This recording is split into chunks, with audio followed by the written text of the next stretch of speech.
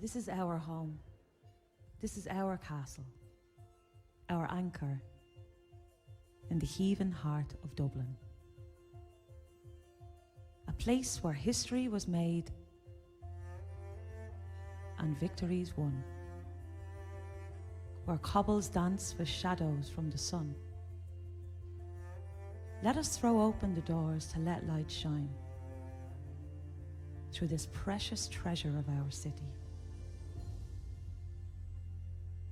We live this history and live to share it.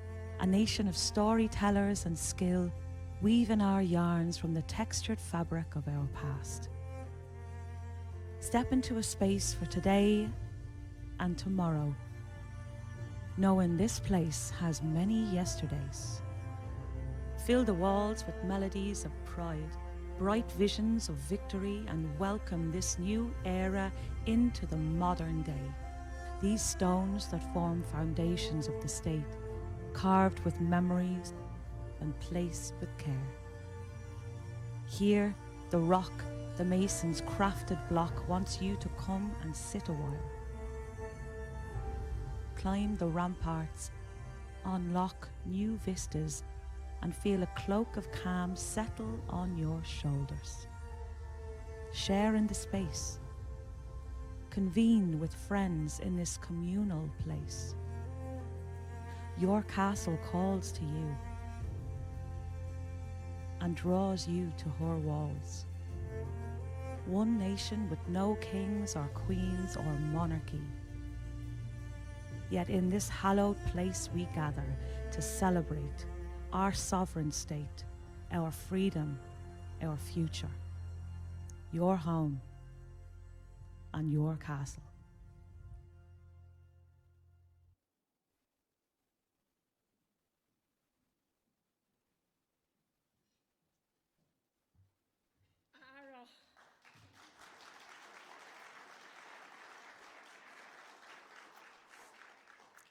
Ara a gwine úsla agus a cordja is mór an ár dom son ifig na naibre a paibli fáilte a choróibh goléir go dtí cais an baile a lia aniu le haid an ócáid anna speisialta seo.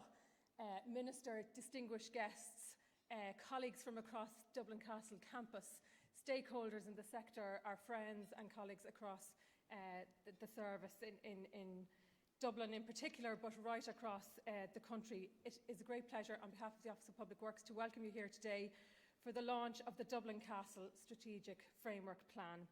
And I think, as the video has maybe indicated or illustrated for you, this really complex campus has 100 years of really rich history, and we're especially proud in the 100th anniversary year of the handover of the castle to the Irish state to be bringing this framework plan now to the public domain.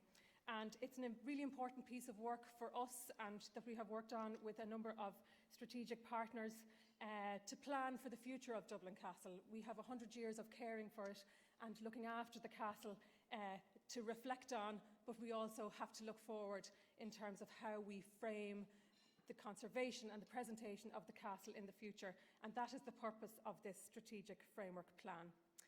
So just to set a little bit of context, we have a strategic partnership with Fáilte Ireland, the Department of Housing, Local Government and Heritage, and the Office of Public Works. And in that context, we were looking at some investment around a particular project at the Record Tower. And when we were looking at that project, Fáilte very sensibly suggested maybe we need to look at the whole of Dublin Castle. It's so important at the heart of the city and how it functions with the public realm and the city, and then how it functions for visitors. So I'm very pleased to welcome our colleagues from Fáilte Ireland here today, Mary Stack and her team, and also colleagues from the Department of Housing, Local Government and Heritage, Michael McDonough and his colleagues, who are wonderful partners of ours in this work. I'm also delighted to welcome our consultants who worked on this project with us, Bright Consulting and Grafton Architects, who were so inspirational to work with. And this event today, I hope, will show you just the sheer exciting possibilities and the propositions of possibility around the castle in the future, and we look forward to Grafton's presentation as part of this event today. So without further ado, I'd like to welcome our Minister of State, Patrick O'Donovan, at the Office of Public Works, who is going to formally launch the Strategic Framework Plan. Thank you.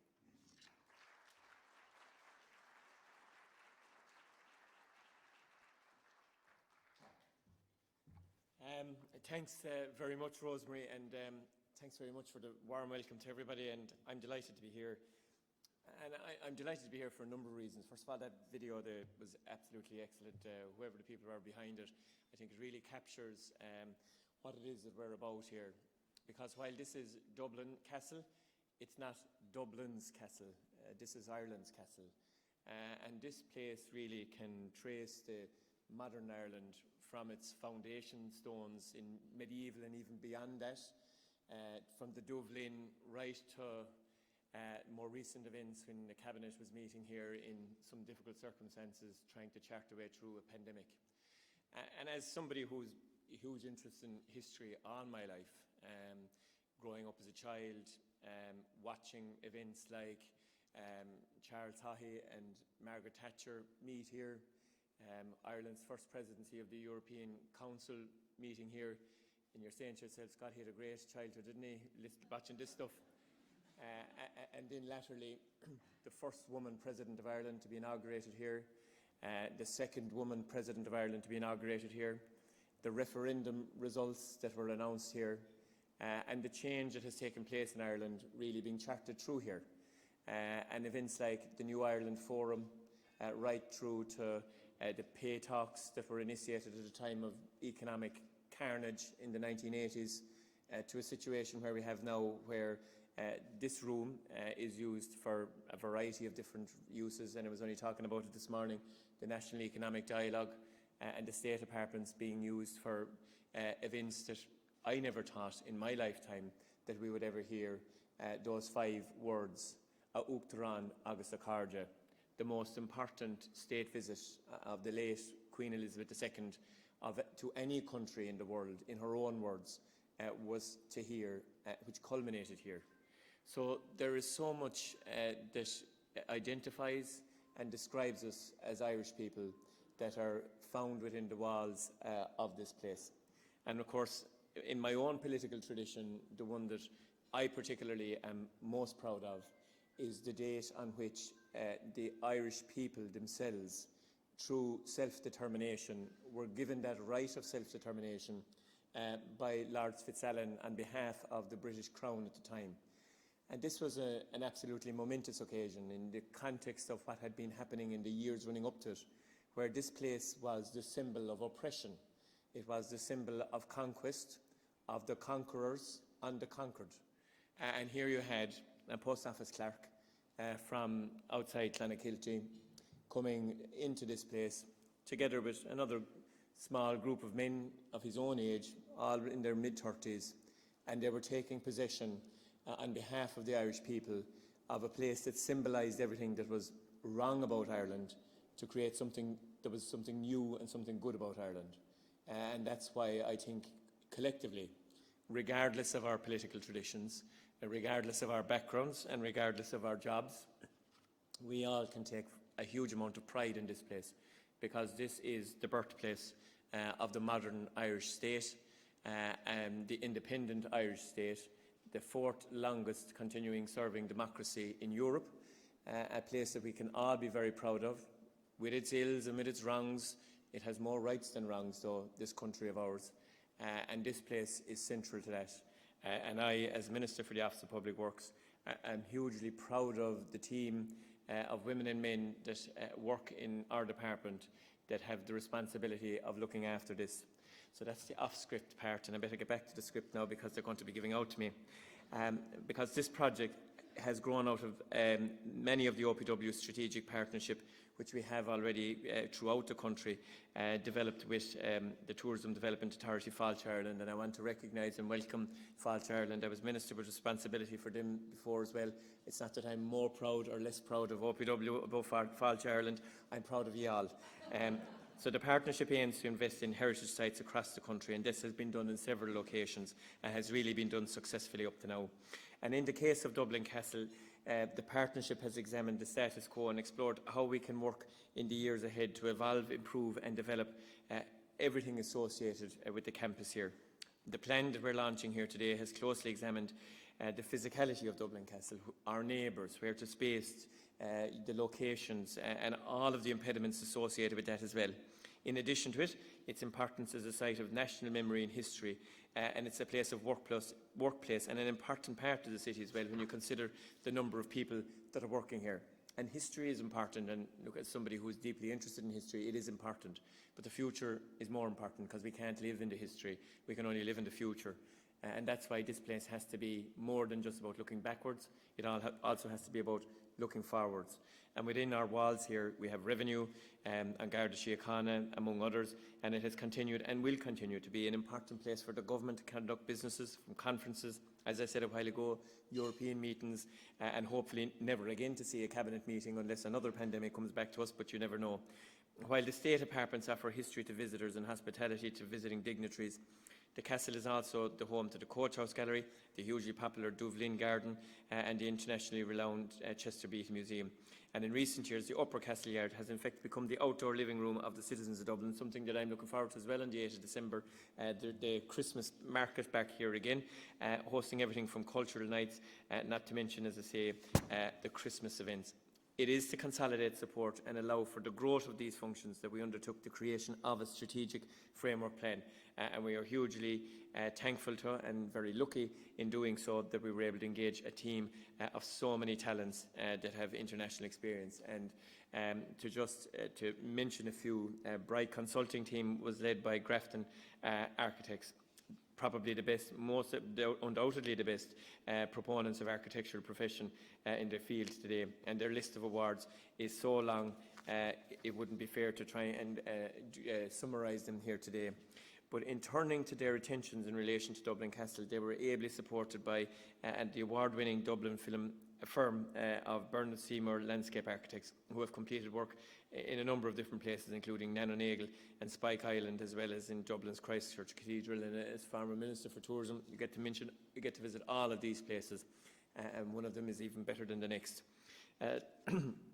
Laura Murta of Storyline provided clarity around the historical narrative of the site, as she's done previously for the GPO Witness History, the Glasnevin Cemetery Museum, which is absolutely fabulous, and while Con Manning provided a lifetime of archaeological expertise, having spent a number of years excavating Viking and medieval layers around the Dublin Castle area in the 1980s. All were brought together by Bright, the Edinburgh-based interpretive consultants responsible for the Medieval Mile Museum in Kilkenny, something I funded when I was Minister for Tourism, and a big shout out to the Kilkenny County Manager for the really impressive work that was done down there, the Scotch whisky experience in Edinburgh, among others. Working with the Office of Public Works architects and curators, the Bright Consulting team has brought their collective vision and expertise to bear on one of the most significant historic and culturally important sites in the country. And the plan, as we will see shortly, is not short on ambition. Among the projects it has given impetus to already is the conservation and redevelopment of the medieval record tower. I was just talking to Katie about this yesterday. This is really, really significant, because it's probably the last parts of the original part of the castle that's remaining and could continuing to function, which we hope to be able to open to visitors within 12 months, and a newly redeveloped visitor hub for which we hope to be able to select a design team soon, both of which are being partly funded by our partners Fáilte Ireland, and we thank them for that. Next door, our colleagues in the Chester Beatty have secured funds under Project Ireland 2040 and hope to augment and consolidate their own facility within Dublin Castle, while the Office of Public Works will partner with our colleagues in Dublin City Council to develop a plan for the regeneration and redevelopment of the area just beyond the castle's walls.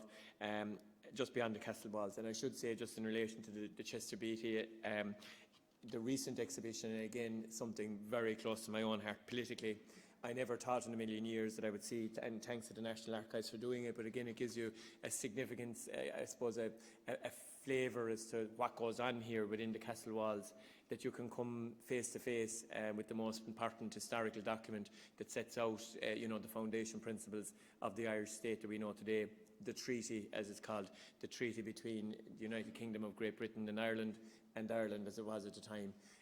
And to have that here for the exhibition that was done and everything around it, to set off the centenary events, which will culminate obviously on the 6th of December when the centenary of the Irish Free State came into being, again here, is hugely significant. As I hope I've suggested from what I said so far, this plan is a result of a large and united team effort and would not have been possible without engagement from a huge amount of people. In addition to the members of the team who drafted the plan, I want to thank my colleagues in the Office of Public Works who have done so much work to provide a solid base of historical fact and practical experience and what the plan could be built on. And I don't say this lightly. Across the country, the OPW is really at every 4 crossroads in the country to some extent. And it is an organisation that I am hugely proud of. The work that's done, the craftsmanship, the attention to detail, the design, the architecture, the delivery, the construction, the consultation, the engagement, and the leadership that is provided. And as well as that, the willingness to help the state when the state needs help. OPW are the longest continuing part of public administration that still functions on this island, and it's a huge responsibility, but it's a huge source of pride for me to be their minister. And I want to thank all of my officials that are here today from OPW.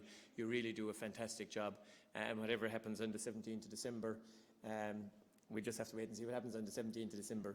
It has been an immensely proud part of my political experience up to now to be your minister, and I want to thank you most sincerely for that. The work would not also have been possible without the support of my colleague, Minister Catherine Martin in the Department of Tourism and Minister Malcolm Noonan in the Department of Heritage. The plan isn't rigid, but rather a framework, and it will evolve and it will change, and there will be speed bumps and humps and bumps along the way. Any good plan should be flexible and malleable enough to be able to evolve in those things, and that's what will happen too. It identifies opportunities and possibilities for the future of this great campus, and it seeks to ensure that the future interventions will be guided towards a common goal, meeting the demands of the government, the citizen, the employee and the visitor. And funding has already been allocated, and this is the important part, I suppose, through the Tourism Partnership, the National Cultural Institutions Programme, Urban Regeneration, the Urban Regeneration and Development Fund, Project Ireland 2040, as well as our own funds within the Office of Public Works. And while I, as Minister, will be making the case for individual projects, I speak on behalf of the Government as a whole today in the context of this launch, that the Government as a whole will support the delivery of this, given its significance. So that's my role as Minister for the Office of Public Works, but I'd just like to take the opportunity to thank you all for coming here today. And before I hand over to Mary Stack, a neighbour of mine from Bale in North Kerry, and before Grafton Architects undertake the strategic framework plan, I just want to say that this place is more than just a tourism attraction, and it's more than just a visitor experience. Or the headquarters of revenue, or An Garda Síochána's road policing division. This place is very special to all of us that regard ourselves as Irish people, because it is from here that we can trace all of the threads and stories about what it is to be Irish people, but more importantly what it is to be independent and sovereign Irish people. So to everybody who has been involved in this project, but particularly to my own crew in OPW, can I, on behalf of the Government, sincerely thank you for the work that you've done and wish you well in what will be a challenging but I think exciting opportunity to showcase the most important aspect of the physical manifestation of Irish sovereignty. So thank you very much.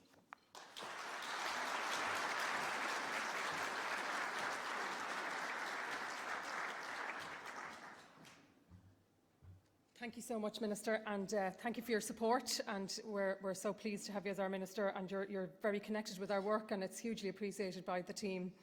I mentioned that this was part of a programme of work that we have undertaken with our 2 partners in the Department of Housing, Local Government and Heritage and Fáilte Ireland. The castle is a really important tourism attraction in Dublin City, and it does deliver at a local and a national level for our tourism sector. And while the OPW cares for the castle as an entire campus that services government and government business, we are also acutely aware that having an iconic castle experience in the city is really important at a local and a national level. So I'm delighted to welcome Mary Stack from Fáilte Ireland to say a few words. Thank you.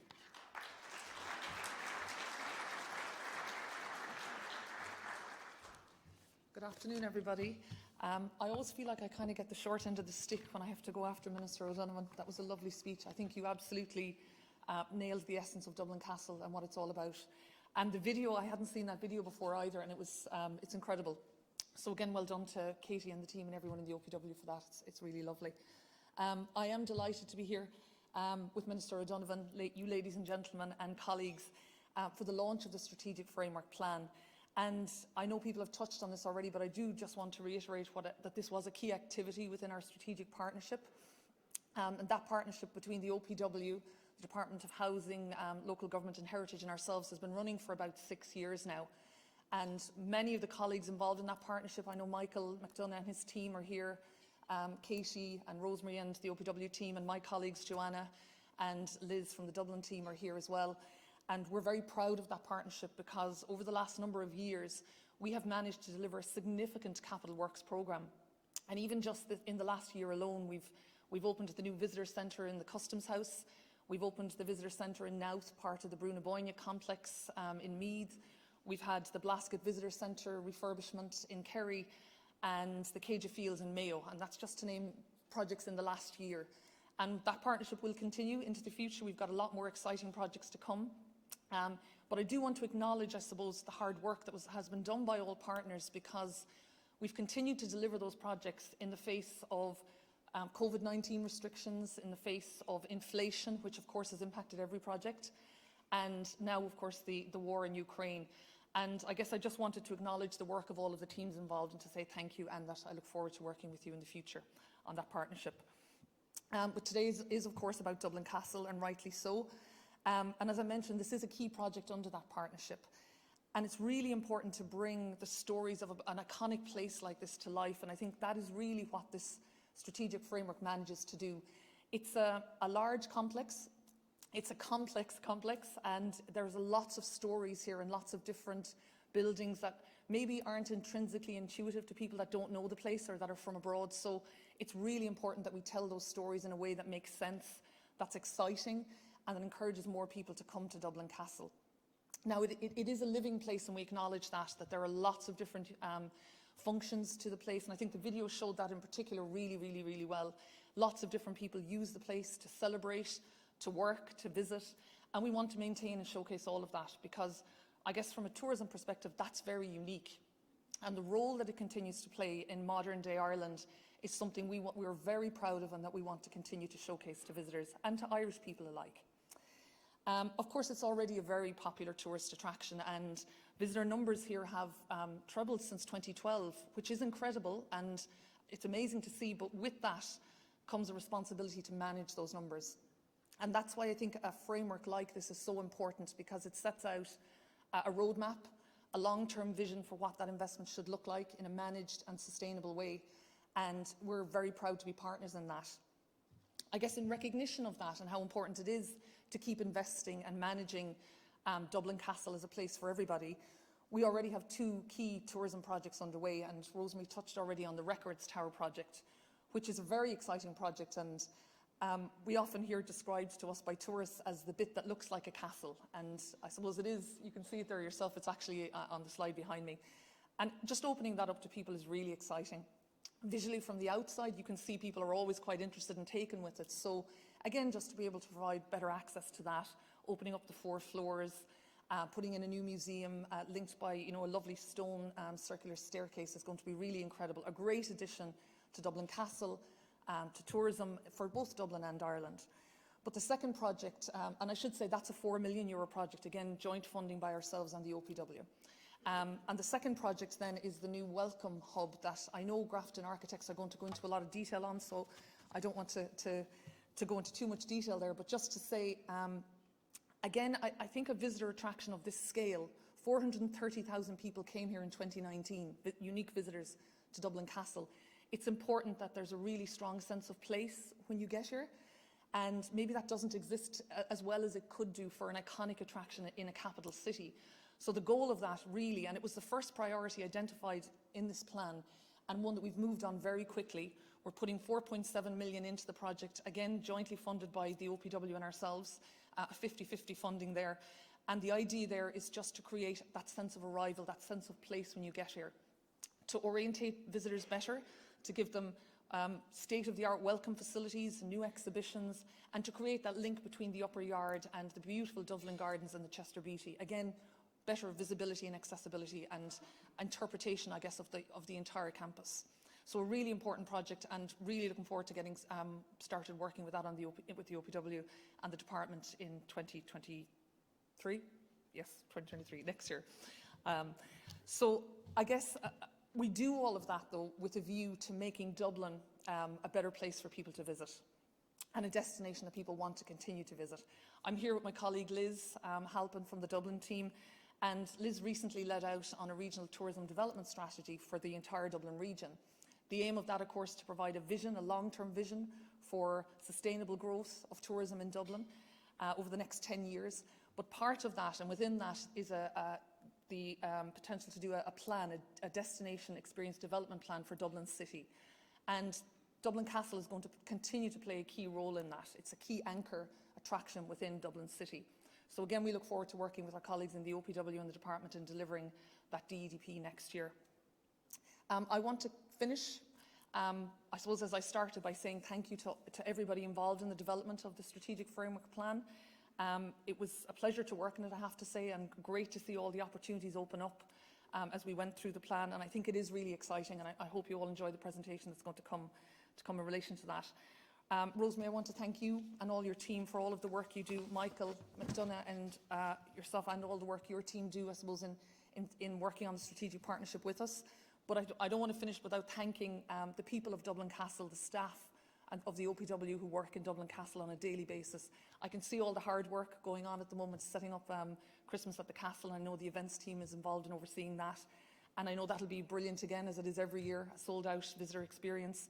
And I want to thank you for that and for, I guess, your contribution to tourism in Dublin. It's really important, and I want to wish you all the best for the Christmas season and for 2023.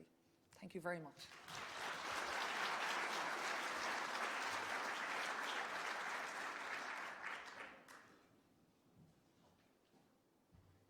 Thank you so much, Mary, and thanks to all in Fáilte Ireland. And I think this project has given us an opportunity to really look at the complexity of Dublin Castle as a campus and achieve all those things that you're referring to get that balance between a lived government business campus and also a really exciting visitor experience. And that's what this project has been about. And we look forward to continuing to work with you as that evolves now in the decades ahead. So we come to the main business of the day, and I think it has been important that we haven't told you too much about what's in the plan, because you need to hear it from the people who know how to describe it and to bring this to life. I have to say it has been a huge personal privilege, and I want to extend my personal thanks to Bright Consulting, but in particular to Grafton Architects, who bid for this piece of work in the first place, and then who won the bid and who engaged with us. I can't tell you how delighted we were at the time to secure your inputs and your wonderful, there was a great rigour, there was a great depth of thinking, this passion for Dublin and Dublin Castle at the centre of the city. And you said it at the start, Yvonne and Shelley, that you wanted to have this opportunity to think about and to impact on the city and how Irish people think about the fabric of their city. And that was there from the very get-go. You're completely committed to delivering something that could be transformative for Dublin Castle in the future. And so that has been really important for us as a team. And it was right there the whole way through the project. Remember, this dates back to 2018, pre-COVID, when we started work on this. And I remember Shelley and Yvonne saying, we're putting the whole office on this. And I went down one day and you had the walls completely covered and everybody was completely intellectually engaged, emotionally engaged with the possibilities that were there. And I can't thank you enough for taking that approach, because I think it has yielded a really important piece of work which will stand the test of time and will stand up for decades to come in terms of how we evolve the campus of Dublin Castle. So without further ado, I'm delighted to introduce people to Shelley McNamara, Yvonne Farrell, Ger Carthy and Bernard Seymour, who worked on the Strategic Framework Plan and who are going to tell us all about it. Thank you.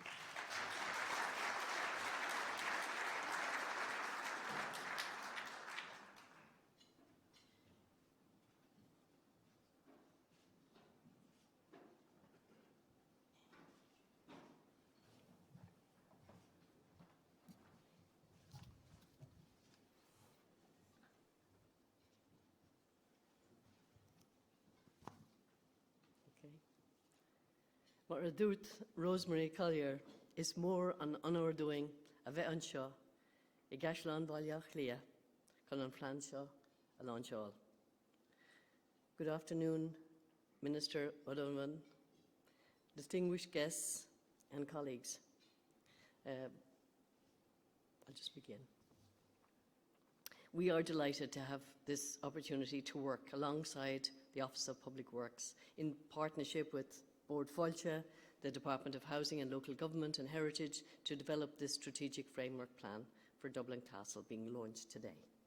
Responding to the aspirations of the OPW and the Dublin Castle team, the plan aims to establish a strong footing for strategic decision-making, enabling a coherent approach for future sustainable development of this castle site. And as a team, we do feel privileged to have been selected, as Rosemary has referred to provide a vision for the future of this complex site, vested with such a rich historical past that many layers of which are still evident and immediately palpable.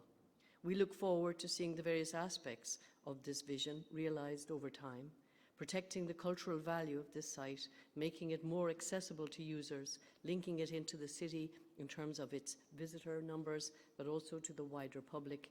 And as the Minister said, this is Ireland's castle. The current form of, in its current form, this building, the castle, has been at the heart of Irish history for over 800 years and continues to be the focus of state and government activities and administration. The complex has been a major visitor attraction, with almost, as Mary Stack refers to, over 500,000 visitors annually. With the potential impact on growth in numbers does need to be managed in the context of other activities going into the future. For visitors in the city, the castle complex is one of the most important places countrywide in this necklace of attractions. The strategic plan sets out a vision to unlock the potential of future coherent incremental development at the castle, and it aims to create a roadmap for coordinated development over the coming decades. The castle as a complex is custodian of a range of diverse environments and uses. It has a long history, deeply woven into the fabric of Dublin.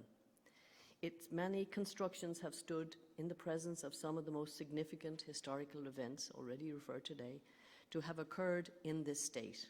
It continues to be what we call, and I like the term, a silent witness to current events and our shared future. This plan researched the current uses and activities of the castle to form a clearer understanding of the relationships between the various functions and the built fabric. The relationship between the precinct and the wider city. This was investigated along with the review of the current visitor experiences, which were referred to earlier. Our findings, resulting from a top-level overview, reimagines relationship with the entire complex. The strategic and conceptual ideas drawn from the interrogation by the whole team will inspire future plans for the castle. Notwithstanding the many physical qualities of the castle, it does suffer from many challenges, and chief among these is the piecemeal development at the site without an overarching guidance and a cohesive vision. Visitors' experiences run parallel to other uses, which range, as mentioned, from the offices of the Revenue Commissioners, whose official seat is represented here in the castle, the Garda Síochána, the offices of the OPW, and the more formal administrative functions, set against spaces for public exhibitions and a broad range of other major visitor attractions, as is reported on the Christmas market, such as people coming to the state apartments, the Chester Beatty Library, the Coach House, and the soon-to-be-opened the Record Tower. That's only mentioning a few of the uses. But in spite of this, for visitors and citizens of Dublin and citizens of the country, the treasures and wonderful facilities at the complex sometimes remain hidden and remote. As part of the research, we compared Trinity College, for example, which is, just in terms of scale and something that we experience every day, it's a complex which is open to the city. It's a centre of learning and knowledge. And we imagined how a centre of culture, heritage and administration could engage with the city in a similar way. The study of Trinity provoked many thoughts in the team, and ideas were spawned, if you like, about connections between this institution we're in and the city, about accessibility, about thresholds, permeability, while remaining in its own character, with its stature and this stating this important precinct. So what is really interesting here is that the numbers that have been referred to in recent years have increased and will do so in the future. But there is, as been referred to earlier, issues of legibility. It's kind of architecture speak for where's the door? And how do you navigate this complex? So the issue of thresholds and connections with the local, if you like, the local area. And the video was beautiful, actually. And I love the choice of the texture of accent. It's very beautiful. That place also goes into our lungs, and that we have the texture of place.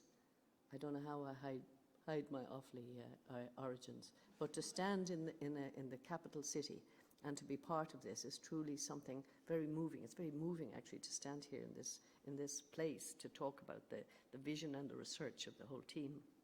But what is really interesting in this drawing here is that when you look at the top drawing, the blue line is connecting from Werbug Street right over to Georgia Street, and the lower image is a green line from Werbug Street across the castle grounds, going through the possibility to run Wicklow Street over to Grafton Street. So the issue of perception, and that's what also was deep in the heart of the research, because you realise that the castle is not only a heart in itself with this treasure, like the Chester Beatty, a treasure within a treasure, but it's also a part of the city for the general public.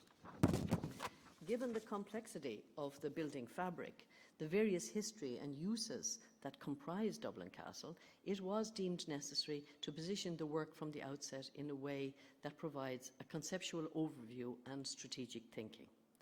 This, we feel, will stimulate a more penetrating detail of serious investigations of the various parts, and develop further development will take place in the future as funds become available. And it's underlying funds, Minister. So for everybody involved, we want you to leave a bag of gold before you leave. Okay, we'll hold you to that. The strategic framework does look at the future, and the future strategic investment will be set out against a number of groundbreaking principles. We feel they're like guiding principles, and there's 7 of them, and you'll all have to write them on your napkins at your table. There are only 7 to remember.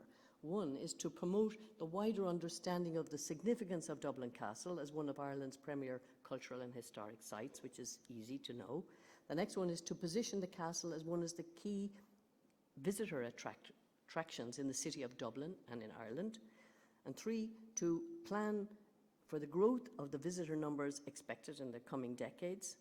4, to create a plan that will guide future capital investment at this site. And 5, to review all aspects of circulation, from the form of entrances into the site to reception areas, including wayfinding and visitor routes, taking into account provision of support facilities such as cafes or shops or ticket desks, security desks, cloakroom facilities, catering and banqueting facilities, etc. And 6, to review the impact of the current diverse range of uses and the expected growth for visitor numbers, and how types of uses can be developed and can remain to coexist on this site. And the final of the 7 is to review the current access in the context of present and future needs for security, because we can't forget that this is an administrative centre. It has its own and special security issues. In terms of methodology for this task, and to foster response and discursive interaction between the designers, the clients and the stakeholders, this was through means of tailored and specific set of objectives and responses, which were developed guiding concepts and future works. So the process, if you like, referred to was to take a broad overview, referencing, where appropriate, proposals and research carried out on the site to date, to examine a range of possibilities and non-sequential proposals documented in a highly visual development report, and you'll be able to look at the report. We felt it was really important that ideas were communicated visually. To create a plan that places an emphasis on circulation and movement of visitors through the changed perception of the castle's public realm. To open up for discussion possibilities for future development with the city and the castle. Prepare a plan that would harness underused portions of the castle, as well as specific areas which may be related to new future uses and will be advised by the OPW coordination team. Also to guide the future development of the visitor experience within the castle precinct, and to provide a cost roadmap setting out approximate budgets in relation to proposed interventions, and to identify sequences of interventions leading to a coherent vision for the future of the castle. And we like to really emphasize this image that's on the screen here with the hands over the table. I'd just like to say, and it's really important in these times, in the present circumstances of the world, that working together brings out the best in us all. Like everything that's really good in life, ní art go chur le chéile. But to talk about the team, the proposals followed a highly collaborative approach with key expertise working together to develop the key strategic visions, laying out a strong conceptual foundations. The disciplines on the Bright consulting team who was appointed to the task included us, Grafton Architects, Structural and Civil Engineering, Arab, Landscape Architect, Bernard Seymour, who will speak after Gerard Carty. Archaeology was Con Manning, the Visitor Interpretation, Bright and Laura Murta, Cost Consultant, Kerrigan Sheenan Newman, and all of us working together very closely with the OPW in partnership with Bord Fáilte and the site stakeholders. As a team, we are inspired by the layers of history embedded in the ground that we stand on, and the goal of all of us is to unlock the rich potential of this particular and unique place in the heart of Ireland for future development, while protecting the unique character and its circumstance. I'm going to finish now, and Ger Carty will continue, and then, yeah, okay, Ger, thank you. Thank you, Yvonne, and thank you, everybody. So what we will do now is take you through some of the proposals and give you a brief overview of them. But I suppose it's important to point out that these proposals, they're not design solutions as such. However, in the context of a framework plan, what they do is serve to identify key moves and opportunities as we saw them on the site. So you could say we conducted a type of a triage on the body of the castle, making an initial set of diagnoses, and later the work will be taken up by, so we say, specialist teams who will then each work on each of the projects that are identified and will develop with funding becoming available over time. Initially, as a team, we engaged ourselves with the task of becoming familiar with the considerable documented history associated with the castle and its built fabric. We were interested in uncovering how successive layers of occupation have influenced and directed the present composition of the site, its many buildings and related outdoor spaces. The interrogation is underpinned by a broader examination of the castle complex at the grander scale of the city and the more intimate scale of the city quarter. Conversations were held with various stakeholders to inform the proposals and invite comment. The primary investigations uncovered a desire and a well-articulated need to make the castle more visible, accessible and porous, not only for the visitors but also for the citizens and stakeholders who work here. Landscape strategies also play a key role, recognising the texture, complexity and history of this very important site. The landscape and architecture strategies therefore will need to overlap if an overall coherence, we feel, is to be achieved. An assessment of the archaeology of Dublin Castle was undertaken as part of this work that we were undertaking, which provides a summary of excavations carried out in the 60s, 80s and more recently. So areas of unfinished business have been identified and reviewed in the context of this plan and form the basis for the recommended archaeological approach which the plans will develop going forward in the future. It goes without saying that in the current context in which we find ourselves, that any new interventions will take cognizance of the government policy on climate change.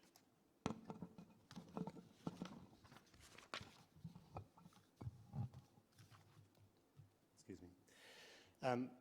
So we investigated the site using about eight themes approximately. So I'll just run through those briefly with you. So we looked at the context, exploring the history and the setting, the urban context of the castle itself. We investigated the relationship with the city and its immediate surroundings, its edges. We identified its purpose, its relationship with the citizen, the visitor, and the stakeholders who work on site. We looked at accessibility and connectivity.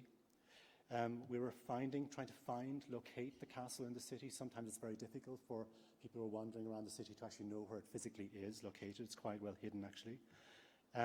We looked at the main core of the castle, delving into the key component of this site, the original castle and its setting. And we recorded the visitor experiences and the facilities that are available for them.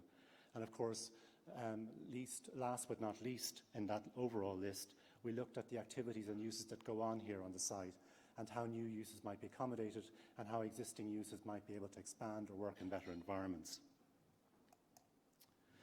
Arising from the study, the framework plan established two overarching principles for strategic operations. The first principle relates to entrances or gateways to the site, dealing with the edges where it engages with the city. Here we focused on opportunities to create more access points into the grounds. The second set of proposals engage more directly with the fabric itself, identifying scope for the development of visitor facilities and providing for future growth and change to the uses and activities already accommodated within the site, and they're identified in black on this particular drawing that you see in front of you today. In order to deal comprehensively and in an integrated way, the strategic framework plan is broken down into a series of 7 zones. Proposals within each zone describe alterations to existing fabric, proposals for new buildings, and landscape strategies.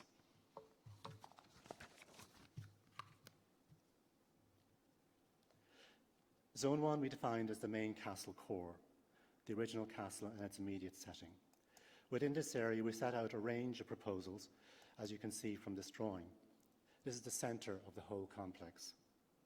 Inspired by the current works of the Record Tower and provoked by visitor surveys revealing a general confusion as to what constitutes the actual castle, the plan responds by proposing a reinforcement of the core castle area and its fabric. You can just about make out the Record Tower in the top left-hand of the top drawing, of the upper drawing. And what can be appreciated from this image is the very rich and incredible history of the castle constructions and how much this fabric has changed and altered over many centuries. Priorities included alterations and improvements to the visitor reception areas in the southern range of the castle building, and that's the work that was referred to earlier in the presentations, in preparation for the opening of the Record Tower. Visitors moved through a reimagined set of public halls crafted from the existing range of buildings, as you can see in this long section, to appear on a south-facing terrace overlooking the castle grounds. The rear wall of the arcade facing the upper yard could have openings that draw visitors from the yard through these welcoming halls towards the south-facing vista. Proposals are suggested for the reopening of the Privy Council chamber to mark the 100th anniversary of the signing of the treaty, the handover of the keys to the castle from the British administration to the new Irish administration on the 16th of January in 1922. This important act took place in a room bridging north-south, and you can see that in the yellow rectangle on the top plan there, north-south, and overlooks the upper yard and the lower yard consecutively, a Ponte Vecchio for this significant historical act. As mentioned, the landscape works are a key component of this strategic plan, and Bernard Seymour will now take you through some of the proposals for this particular part of the site before we progress with the other zones. Thank you.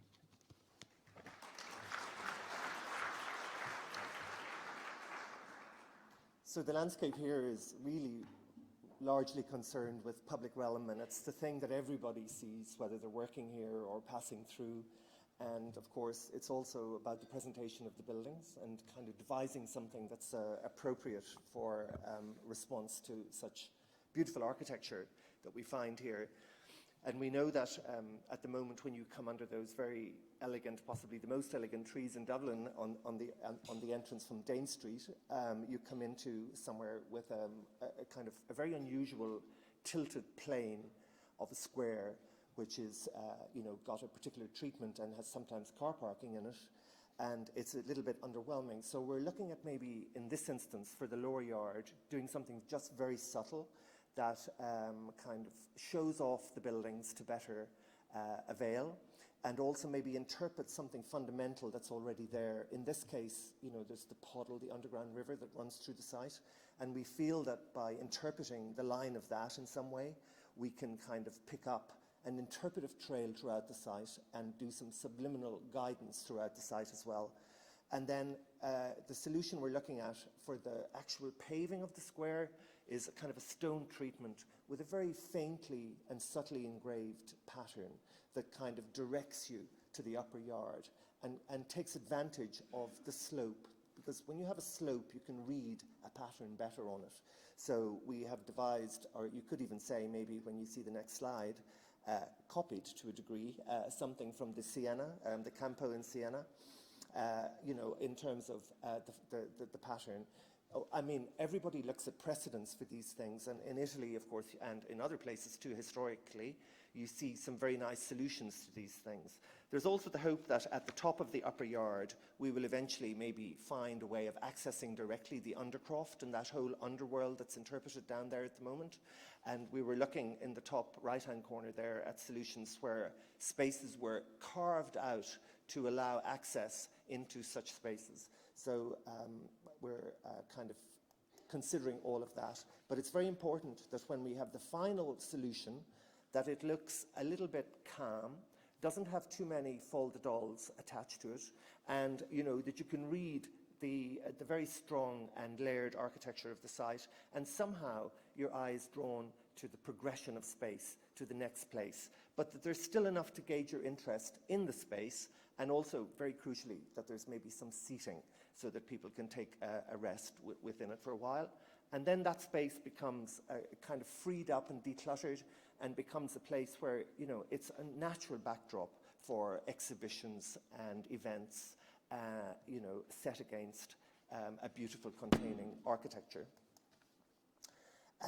In the upper castle yard, we have something that's, you could say, already done. It's beautifully paved and very nicely contained. And I think the challenge there is maybe something to help with universal access. The pavement at the moment is quite a large cobble with a very deep recess between them that might make it a little challenge for certain kind of members of the community to traverse. And we know that, that issue in the front square of Trinity was tackled very nicely by inserting these flatter areas that are easier to traverse on wheelchairs and with buggies and prams and so forth. But there are other ways of doing it as well. And, sometimes people kind of, in the example on the left hand corner, it's where you flatten it down. You don't introduce a new material, but rather you work with the material you have already, and you seek a way to erode the fissures between the stone in order that traversability will be effected, but maybe not so legible within the composition.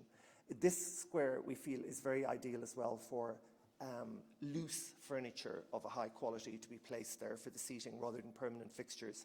So that, for example, if a group comes, you can assemble it as a kind of a little lecture space with people sitting around, or the individual can kind of pull a chair into the sunshine while reading a newspaper or so on, so catering for that. So in the end, it doesn't change dramatically. All it does is that it makes it more accessible on the upper square. And hopefully in that very stirring introductory video, the cobbles dancing with the shadows of the sun won't be greatly affected, and we will still have the same effect up here, but to greater accessibility and availability. Now, I'll be back again in a moment to talk about other parts. So,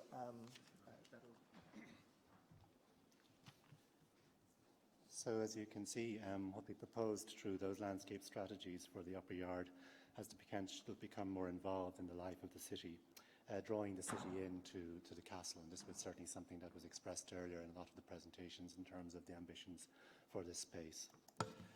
So if we move on then to the next of our 7 zones.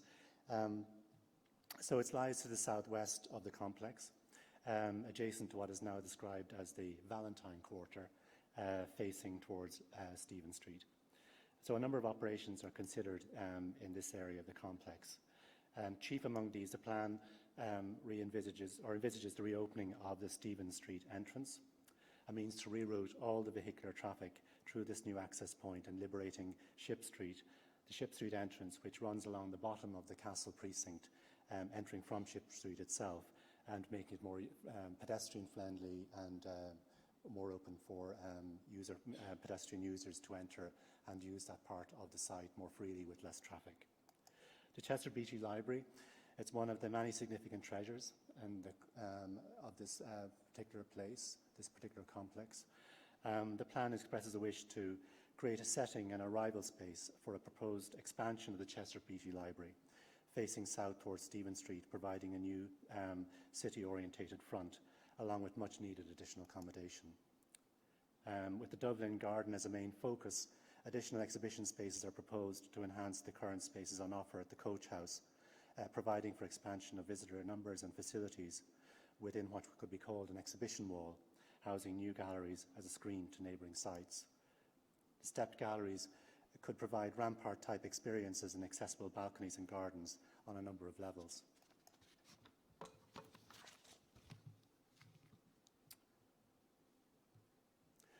Zone 3 examines the northeast corner, the Palace Street, Dame Street entrance. The Palace Street entrance is the most used and the most popular access point to the castle territory. It's the first encounter between the visitor and what is a very complex set of buildings and histories. Without a reference point, without a welcome at this location, the visitor becomes easily confused and disorientated, and we discovered this through our research. A focal point is proposed at the entrance to orientate visitors, provide them with options as to what to see, maybe plan a visit, take refreshments, store bags, etc., and to generally set down before setting out on a proper visit. The objective is to create a more distinctive welcome point at the Palace Street entrance, the castle's relationship with the city, and opening up and activating Dame Lane as a continuation of a growing social hub further east. What is commonly known as the Stamping Building currently houses some very fine, centrally located and easily accessible conference facilities, and this is where we are right now. And these facilities can, we feel, expand in the future.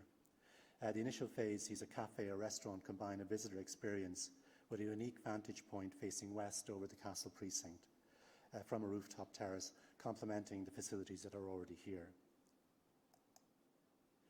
Zone 4 is located at the west end of the complex. And the existing Ship Street entrance is used by pedestrians flowing through the castle and moving in the direction of St. Patrick's Cathedral to the southwest, or alternatively to the Liberties and Christchurch Cathedral area to the northwest. This entrance provides one of the most intensively used vehicular access points of the castle. It's used largely by current employees, the OPW, Revenue, the Garda unit housed on the site, and the entrance is also shared with pedestrians. And this is the route that we referred to earlier when I was just mentioning about moving traffic from this particular part of the site to maybe the Stephen Street entrance. So as an important pedestrian route through the site, we feel that improvements around this Ship Street entrance will have a strong impact on visitor experience, which Bernard Seymour will now speak about briefly. So I think this is another of those kind of underwhelming spaces that is largely undiscovered. You know, it's currently functioning as a road and a pedestrian entrance, and you know, if you're coming in from any part of the city, you have to come along there to enter the Dublinia Garden and the Chester Beatty Library. But there is actually very beautiful boundaries to it again, and what we're looking for in all of these kind of landscape treatments is a coherence, which means we repeat the elements again and again in different formats, depending on where and what the proportion of where they occur. And we're kind of continuing here with our theme of interpreting the puddle as a wayfinding mechanism, as a kind of an element in the ground that you can read and be intrigued by. And what we also looking for then is to rebalance between the cars and the pedestrian. we're not saying take out the cars permanently, but we're saying, you know, make the cars, put manners on the cars, if you like, when dealing with the pedestrians, so that pedestrians and cars share a space, and you don't have the normal paraphernalia that you have with road markings and curbs and bollards and all of that. So there's an element of decluttering as well. It's a beautiful, you know, you have the benefit of the walls again, the walls of the castle proper, you know, south-facing, radiating warmth. So, you know, we also position some seats along there because very pleasant microclimate to experience that.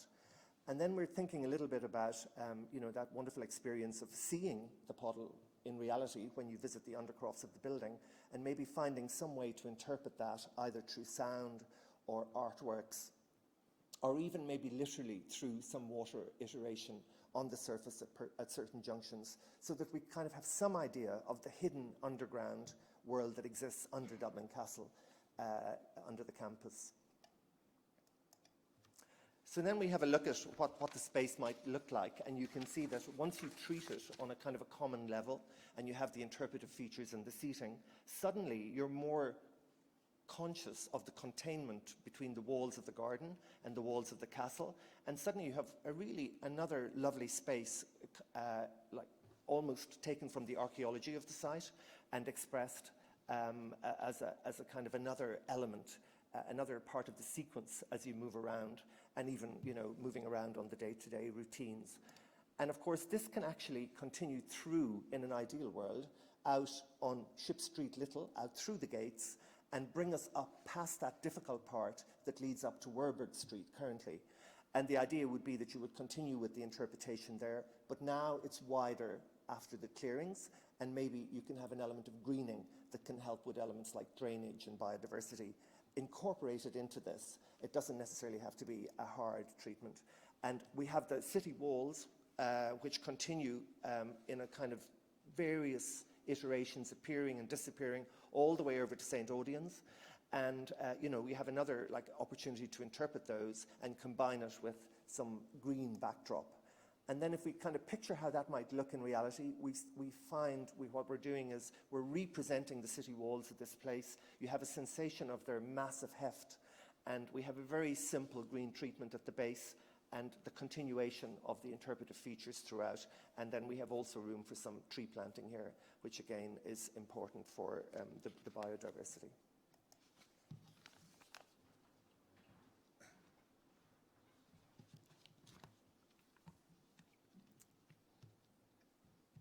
Okay, just to continue from the landscaping proposals presented by Bernard, north of that entrance that Bernard was describing is the Church of St. Werburgh's, dating from 1719 by Thomas Berg. The proposals here seek to make a strong, identifiable entrance to the castle. The cemetery around the church is of historical importance, and along with Werburgh's church and deanery, establish an architectural set piece which can be enhanced with the proposals for this zone and the zone which comes next. The plan, in general, identifies opportunities along the perimeter outside the castle territory where entrances can be enhanced, along with the potential for blurring the threshold and engaging the castle more directly with the wider city fabric. Additional space would be required for current users and stakeholders to grow or change on the site, and we're aware of that, and some of which may be realised, we feel, within the existing complex. However, if consolidation and future growth are to be accommodated, additional space will be needed and have to be provided elsewhere.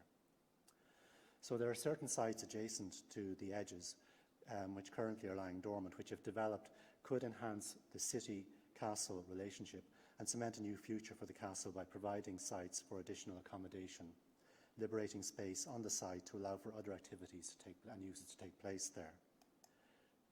The enhancements to the existing Ship Street entrance, further to what Bernard was describing in architectural terms, can be augmented, we feel, in section as well as in plan. At this point, the city wall is legible and intact, as you've seen in the previous images, and the walls preserved as part of the architecture of a new public realm.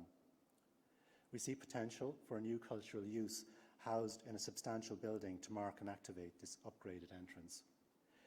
Due to the stepped section of the site, a proposition is made to access the upper sections of this part of the city wall overlooking the remodelled entrance piazza below.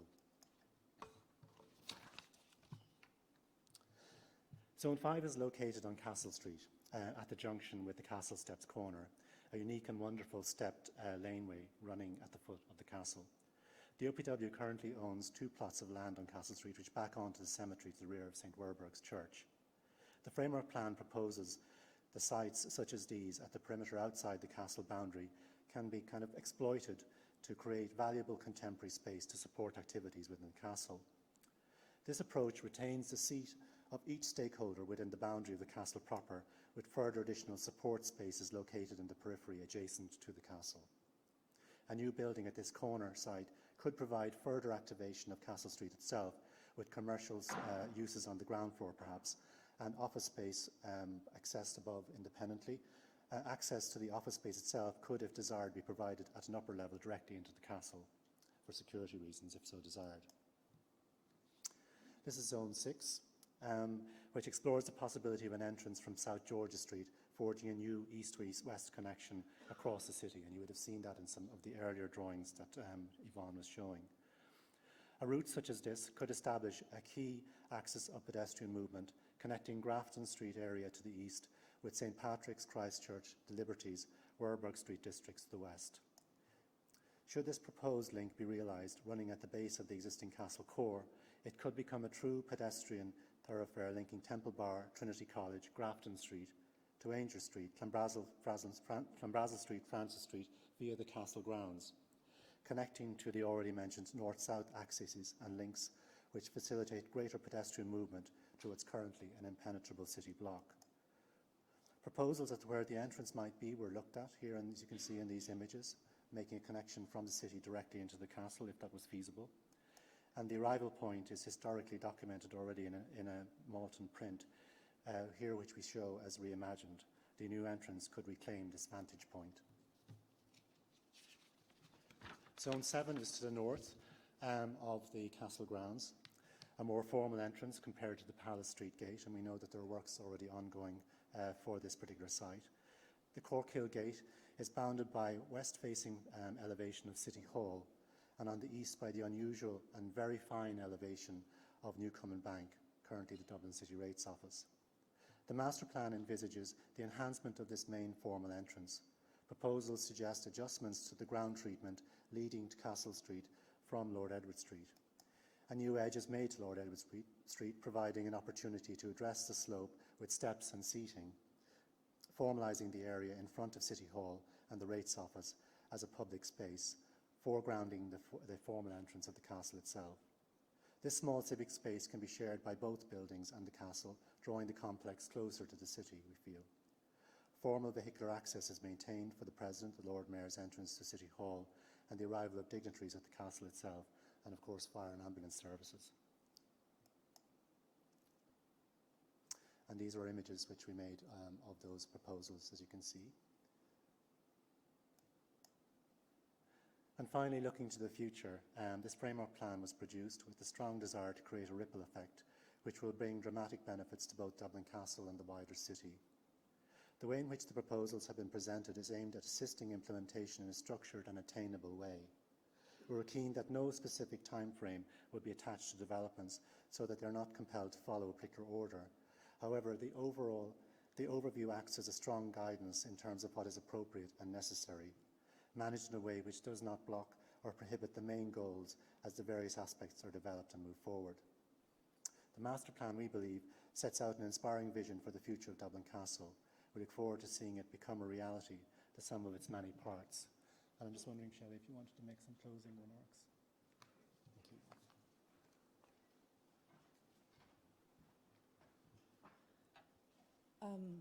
Just to say, you might say, well, what have they been doing all this time? And can you see what we're proposing? And what we find really interesting about this project is that everything that is needed is there in terms of the richness, the tapestry and the layers of history that already exist. And we believe that cities are robust organisms, but they're also fragile. And in a sense, this has been a kind of exercise in a gentle release of energy, really looking at what exists, how we can make it more present. It's what we call urban urban acupuncture. It's not our invention, it's Manuel de Sola Morales, a Spanish architect who uses that phrase. And we think it's a very pertinent phrase, just to simply, how do we release the energy of this incredible place? And around the time that we were starting this, we were also curating the Venice Biennale in 2018, and we worked on the title Free Space. And free space is reducing in our cities because of commercial forces, generally speaking. And here in Dublin, there's this extraordinary piece of free space which has all these qualities. And generosity and a sense of welcome is one of the most important functions of architecture, to make civic space which makes the citizen feel welcome, gives the citizen a sense of well-being, a sense of dignity, and that's what this work has been about, to try to release this energy which already exists. We love the idea of it being like a big house. You have a back door, a side door, a posh front door, a little sneaky archway, a way of getting in, getting through, moving through, just being there, being ordinary, not looking for anything, just that it's a piece of our city and that we might make it more accessible and more present in the city. Thank you.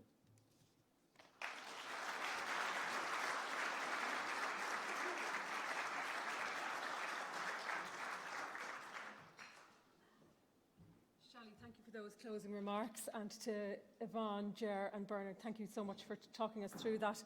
I think you'll all agree there's a great richness in the imagination around how you're thinking about the campus, and I want to thank you for helping us to think about Dublin Castle in those different ways, and that urban acupuncture that you talk about, and releasing the energy and this free space for citizens to enjoy.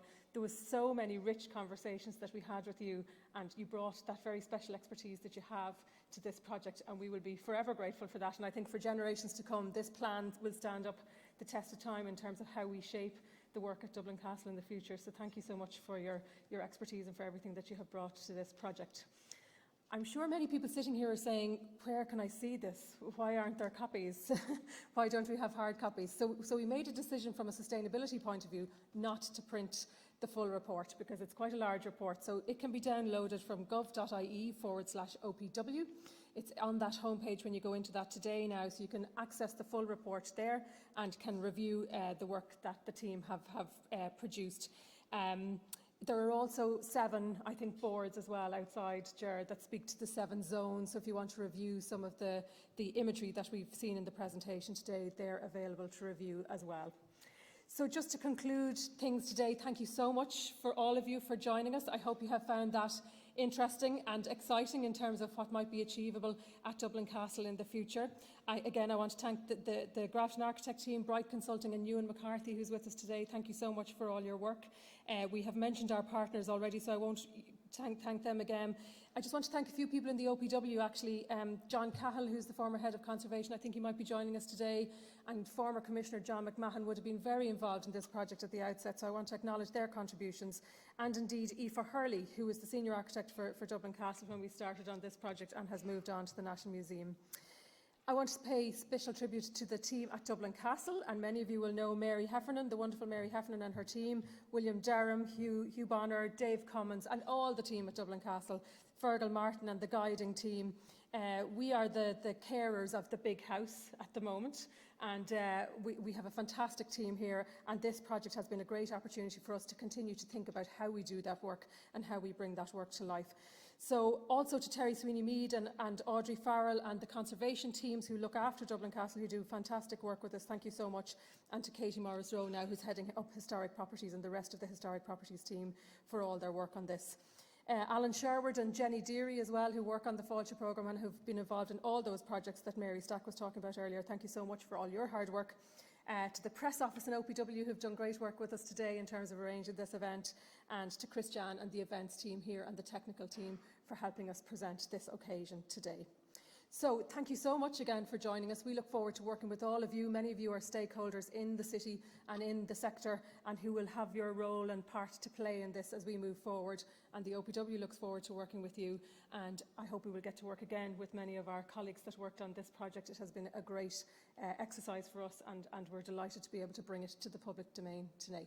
Thank you very much.